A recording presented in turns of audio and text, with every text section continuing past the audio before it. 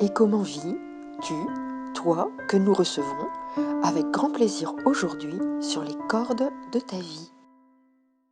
Bonjour Jean-François Bourbon sur Et comment vie. Je suis très contente de te recevoir. Nous, on ne se connaissait que par téléphone et aussi parce que je t'envoyais des clients suite à des communications animales. Et puis voilà que grâce au confinement et grâce à la chaîne Les Thérapeutes Éveillés, eh ben, on peut enfin se voir en vrai, en vidéo. Donc je suis vraiment très très heureuse de t'accueillir et puis aussi que tu puisses nous parler de toi et de ton métier, même si ce n'est pas ton métier, ton unique métier, qui est d'être dans la guérison et dans Coupeur de Feu et ce parcours qui te caractérise. Donc, explique-nous un peu comment tu vis ton métier de magnétiseur et de guérisseur. Bonsoir Lucille. Puis d'abord, je tiens à te remercier de m'accueillir ici. Alors, c'est vrai qu'avec le confinement à l'heure actuelle, ça nous permet d'avoir du temps et de pouvoir discuter. Je pense que sinon, ça aurait été très compliqué. Enfin, jusqu'à présent, on n'a jamais eu l'occasion de toute façon. Donc, ça montre bien qu'il y a des effets positifs. Alors, si tu veux, tu m'as parlé tout à l'heure comment tout a commencé, on va dire, comment ça a débuté. Ben, c'est très simple, tout petit. J'avais quoi, 5, 7 ans, vers là. Comme j'ai tendance à dire, je suis tombé comme Obélix dans la potion magique, à la base. C'est-à-dire que à cet âge-là, déjà, je recevais j'avais des rêves, mais pas des rêves standards, on va dire des rêves un peu initiatiques. Des rêves aussi où je ressentais une énergie très très puissante dans mes mains. J'avais aussi des rêves de télékinésie avec toujours cette énergie que l'on a dans ces moments-là. Seulement, j'avais 5 ans et j'étais loin de savoir tout ça. Après, j'avais d'autres soucis avec une maîtresse d'école un peu plus tard on va dire que c'était compliqué et donc je bénéficiais de sa méchanceté tout simplement. Donc je me concentrais et elle ne pouvait pas me poser la question. Elle me regardait et elle me bafouillait. C'est arrivé pas mal de fois juste en me concentrant. Mais bon, quand on est enfant, ça paraît en même temps normal quand on ne se pose pas trop de questions. Pourquoi ceci, cela. Donc, plus tard, eh bien, je me suis toujours intéressé à ça, aussi bien au spiritisme, à tout. Mais il est vrai qu'à l'époque, il n'y avait pas vraiment, comme à l'heure actuelle, autant de supports. Maintenant, si tu tapes sur Google, on a tout et aussi rien, parce que bon, tout n'est pas beau à apprendre ou à lire. Donc, dès qu'il y avait quelque chose, je me précipitais pour lire. Mais à côté de ça, j'étais un enfant tout à fait normal et un ado. Mais en même temps, j'avais aussi un petit souci, c'est que j'analysais constamment les pensées de mes copains d'école. C'est-à-dire, c'était même pas une analyse d'ailleurs, c'est-à-dire que je ressentais directement ce qu'ils pensaient, c'est-à-dire que je savais directement s'ils me mentaient ou autre. Et ça, c'est quand même problématique, c'est dur à vivre à l'époque hein, pour un enfant. Voilà, ça s'est passé comme ça au début. Après, j'ai eu des rencontres, des personnes qui m'ont formé, qui m'ont tout expliqué. Je pense à Madame Hill, je peux la nommer, malheureusement elle n'est plus parmi nous parce qu'elle m'a tout appris avant de partir. Et j'ai appris énormément.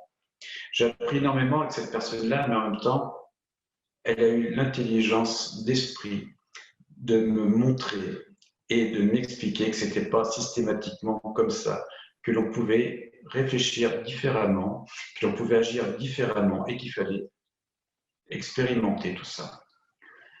Parce qu'il n'y a pas toutes ces énergies-là et autres, il n'y a pas de case. Je veux dire, c'est pas mathématique. Donc, il faut l'apprendre et on peut le sentir différemment. Aussi bien, on peut le sentir différemment en fonction de l'âge aussi. Parce que ce que l'on apprend à 25 ans, on ne le sentira pas à 50 ans. Ça ne sera pas pareil, je veux dire, parce qu'on aura notre vécu, une expérience, plein de choses. Voilà. Ça s'est passé comme ça, les débuts. Après, ça a continué, j'ai eu d'autres rencontres, d'autres personnes, et puis j'ai commencé à poser mes mains par-ci, par-là, si on peut dire ça comme ça. Donc, oui, au début, on a plein d'hésitations, on fait partir un eczéma, des verrues, on se dit oui, c'est super, c'est génial, mais en même temps, il y a le doute, parce que c'est moi, c'est peut-être la chance, on repart, et on va douter, mais c'est bien de douter, parce que si ne doute pas, on est totalement dans l'ego et là, ça va être une catastrophe pour la suite. Donc, il m'arrive encore des fois de douter, c'est clair, mais de moins en moins, j'avouerai quand même. Mais au fur et à mesure aussi, on avance dans le soin, je veux dire, et on fait des choses de plus en plus compliquées. Donc pour moi, à la base, magnétiseur, c'était faire un zona, des verrues, des douleurs, des choses comme ça. Alors qu'il y a tellement à faire, tellement beaucoup de choses qu'on peut faire en plus qui sont beaucoup plus compliquées. Couper le sang, je dirais que recte hémorragique aiguë, jamais j'aurais pensé pouvoir faire tout ça. Et puis ben, ça s'apprend. En fin de compte, on est sur un escalier et puis il y a des marches à l'infini. Et des fois, pour passer une marche, ça va prendre 1 mois, 6 mois, 2 ans. Et on a l'impression de ne pas avancer, de stagner. Et puis un beau jour, ça y est, on a passé cette marche. Et en même temps, on a avancé dans ses capacités. Voilà. Après, j'ai fait quelques brûlures, évidemment, en magnétisant, mais d'une façon empirique, on va dire. Parce qu'il y a tellement de choses à faire mieux dans les coupures. Après, donc, je me suis retrouvé sur le groupe Barreur de Feu et je me suis aussi retrouvé administrateur. C'était un groupe d'échange. Et sur ce groupe, il y a des techniques, on va dire, pour couper le feu, couper la chimio, les rayons, l'hormonothérapie. Et tout ça sans envoyer d'énergie, juste par la pensée. Et c'est ce qu'on appelle la pensée créatrice, bien sûr. Et cette pensée-là, ça nous permet de faire énormément de choses, mais vraiment énormément. La majorité des soins que je fais, je dirais, aux 3/4, c'est uniquement par la pensée. Genre où je magnétise très très peu, je donne très peu d'énergie maintenant, sauf quand c'est nécessaire, bien sûr, hein. Mais c'est vraiment par ordre mental. Et ça, c'est, je dirais, quelque chose d'important, d'hyper important. Oui, oui. C'est très beau ce que tu dis. Je comprends parfaitement ce chemin pierreux où on apprend tout au long de la vie, où les rencontres aussi se font, et puis aussi quelque chose que tu dis qui pour moi est fondamental, comme dans tout métier, mais je trouve que dans les métiers de guérison encore plus. Bien sûr, il y a la remise en cause, mais il y a aussi la persévérance. Oui, complètement. Tu vois? Donc, être persévérant, travailler, on sent que ça bloque, mais c'est pas grave, on continue. Et voilà, je trouve que ça, c'est un chemin formidable de travail sur soi aussi, un peu une alchimie interne. Oui, et tu parles aussi de l'intention, hein, de cette capacité de l'intention à mettre l'autre dans son auto-guérison. Et c'est très beau ce que tu dis. Je trouve ça vraiment formidable de nous permettre, de permettre au guérisseur d'être à sa place. Tu vois, ça veut dire que par l'intention, il y a très peu d'énergie. L'autre est suffisamment capable de faire, mais il faut simplement qu'il se reconnecte à certaines capacités mentales, certains ordres mentaux pour pouvoir mettre certaines choses en route. Exactement, voilà. Oui. Oui, oui. Je trouve c'est vraiment tes explications sont belles par rapport à ça. Et donc une vie de guérisseur comme ça, comment ça se passe? Parce qu'effectivement, tu as rencontré des gens célèbres, tu peux aussi passer à la télé, voilà, des télés nationales, voilà, tu es connu. Moi, je ne suis pas arrivée par hasard à te rencontrer. Voilà, c'est parce que je cherchais des gens dans le sud-ouest et voilà que hop, tu apparais. C'est pas par hasard que tu es apparu non plus. Et je trouve que là, c'est aussi se dire comment, quand on travaille, qu'on a aussi des clients comme ça, et puis je te sens aussi hyper sensible. Et comment on arrive à se protéger. Et je vais aller plus loin que ça, tu vois. Pendant que tu parlais tout à l'heure, j'arrêtais pas d'y penser. Tu es sur un fond du chakra couronne, tu vois, mauve violacé, ton mur derrière. Écoute, plus tu parlais de certaines choses et de certaines énergies, le rose derrière était en train de devenir quelquefois blanc crémeux, quelquefois rose, quelquefois tu n'étais pas tout seul. Tu vois, je pense que ça va se voir sur la vidéo. Hein. Et tout ça, alors que là, c'est moi qui parle, ton fond d'image est stable. Tu vois, c'est un truc incroyable. Oui, c'est vrai que Bon, ça ne se passe pas tout seul, je veux dire, hein, c'est clair. Hein. Comme je dis, des fois, je fais juste le facteur aussi entre certaines énergies. Alors après, tout le monde peut les appeler différemment en fonction de sa croyance, de ses pensées ou autre. Alors bon, on peut dire les guides, on peut dire plein de choses. Hein. C'est vraiment en fonction de la personne. Mais c'est vrai qu'on le ressent. Je veux dire, quand on fait un soin, et là, effectivement, je le ressens. Là, je suis environné de cette énergie. On va dire, et c'est Oui, vraiment ton très fond bien. est en train de repartir en couleur. Il y a carrément des têtes qui apparaissent. Tu vois, voilà. J'espère qu'on pourra voir tout ça à la vidéo, mais c'est impressionnant. Il y a le blanc laiteux, tu vois, qui arrive, qui est voilà, et là on se retrouve avec des zones rose violacées plus foncées où on voit vraiment des formes. Quand c'est moi qui parle, il se passe rien. Dès que tu commences à parler, il y a quelque chose. Tu es pas tout seul. C'est pour ça qu'il faut rester humble, parce que c'est pas moi je, c'est pas l'ego, parce que l'ego on l'a tous, on en a tous ça, on a beau travailler dessus, malgré tout il est toujours là. On l'a bien travaillé, on l'a bien diminué et autres, mais l'ego existe toujours, donc ça malgré tout.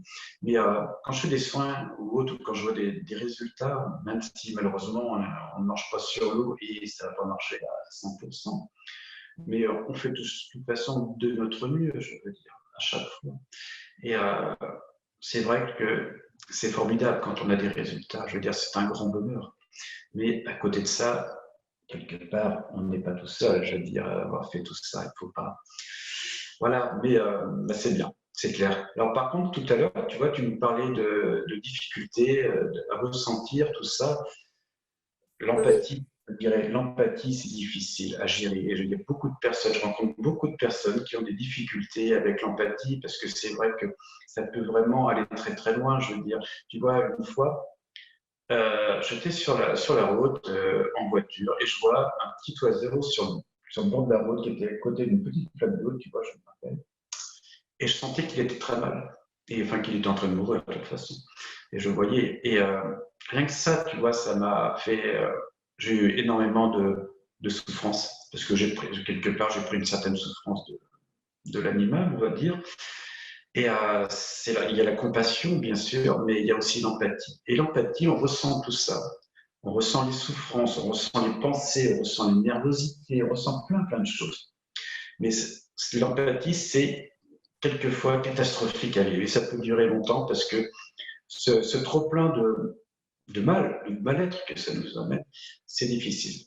Alors, à un moment, je me suis même arrivé à me faire une réduction de mon empathie. Alors, mentalement, j'ai diminué un petit peu mon empathie par une technique très simple et ça m'a permis de passer le cap, on va dire. Et après avoir trouvé mon chemin vraiment, c'est-à-dire avoir à soigner régulièrement, à intervenir sur des personnes, des animaux, de faire ça régulièrement parce que j'ai besoin de ça, simplement. Je veux dire, si j'ai pas ça, je fais comme un petit oiseau, je meurs. J'ai besoin de ça, de voir les personnes, de les soigner, de les comprendre, de sentir leur souffrance. Mais à partir de là, j'ai pu remonter mon taux d'empathie on peut dire, une façon plus normale, on va dire, enfin plus normale, mais qui est déjà énormément développée, on va dire, par rapport aux autres personnes, bien sûr. Oui, oui, oui. Il y a vraiment, on sent l'hypersensibilité et que tu es à fleur de peau et vite en feu et devoir se protéger. Hein. On peut sentir, comment je dirais, qu'il peut avoir aussi une pression hein, des personnes à Ouais, vouloir être soignées tout de suite, maintenant, à ne pas te laisser gérer tes oui. priorités. Voilà, s'il y a vraiment des urgences, des gens qui ont le cancer, et puis voilà, quelqu'un qui a mal au petit doigt parce qu'il vient de se brûler là ce matin sur son. Voilà, et que voilà, te permettre aussi de gérer ton emploi du temps par rapport aux vraies priorités. Hein. Et ça, il y a que toi qui le sais. Et on sent que de temps en temps, hein, il y a ce forcing auprès de toi est un peu dur à supporter. Hein. Ouais. C'est vrai que c'est compliqué, ça fait une charge quand même des fois, parce que quand on se retrouve à s'occuper, à accompagner Tu as parlé de cancer, donc en chimio, en rayon, en hormonothérapie. Le pire, c'est, oui, j'en parle avec émotion, c'est quand tu suis les enfants, que tu as le père qui dit oh, il va mieux aujourd'hui, vous croyez qu'il va s'en sortir, vous savez, et que tu sais que l'issue, il n'y aura pas d'issue, quoi, je veux dire, et que voilà, comment lui répondre ça au père qui lui ne demande que ça?